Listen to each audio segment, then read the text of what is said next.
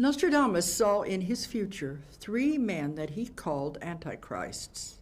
One was Napoleon, the second one was Hitler, and the third one is the one that is to come, who is said to be the worst of all because he will learn from the mistakes of the others.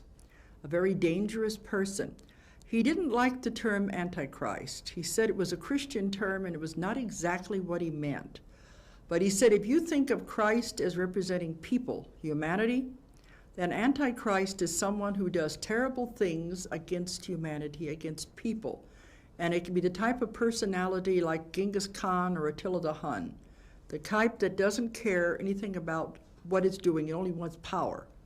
So this is what he meant by an Antichrist. But the third one, he gave us a great deal of information about him because he wanted us to do something to stop the man. He said, in the Bible, in the book of Revelation, and other books in the Old Testament, the people saw the same things that he saw, the prophets did. They only put them in their symbolism they could understand in their time, but they all saw the same thing. And that the man he refers to as the Antichrist is the number 666 in the book of Revelation, called the beast. Of course, he said 666 also refers to his connections with computers. So there's a lot more to it. But he has been predicted as far back as Bible times. So he said he has a destiny to fulfill. He has to come, but after he comes, what happens after that is in the hands of mankind. Do we allow it to go through the worst case scenarios, or can we lessen it? That's the point. But the man is alive now, and he has his destiny to fulfill. We were given a lot of information about this man because he is so important. We have his horoscope. He was born on February the 4th, 1962 in Jerusalem, but he's not Jewish. And his parents were killed during the Israeli war, and when he was about 6 or 7 years old, and he was raised by his uncle. His uncle is a very evil man, and we have had many people see him, and we have, in my work, and we had one woman who was able to put together a police composite picture of the uncle and of the Antichrist.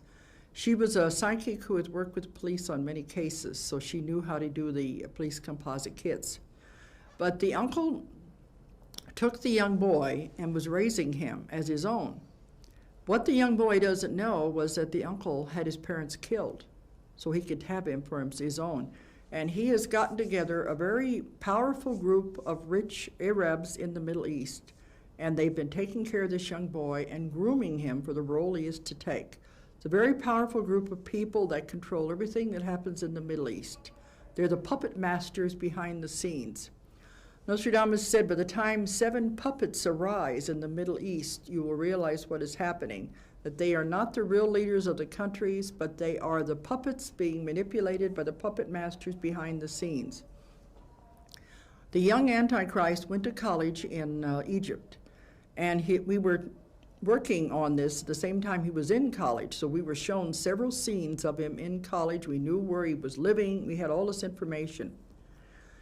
His main courses that he took were economics, philosophy, and computers. The computers were going to be very important in his future that he was planning. But after he got out of college, he lived on the different estates of these very rich people. He has no home of his own, but travels around to the different estates. And we saw him once in a big estate on the banks of the Nile, and another one in Syria, and in Oman during the Gulf War. Oman is to the bottom of Saudi Arabia.